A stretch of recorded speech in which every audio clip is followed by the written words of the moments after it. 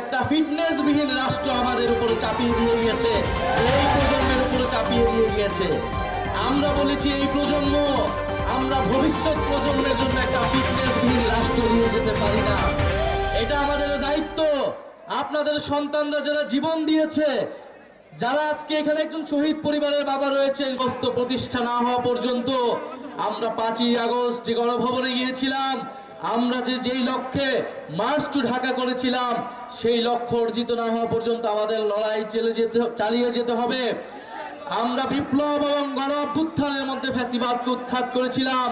আমরা এখন গণতান্ত্রিকভাবে, নিয়মতান্ত্রিকভাবে আমরা সংস্কারের মাধ্যমে নতুন বাংলাদেশ প্রতিষ্ঠা করতে চাই।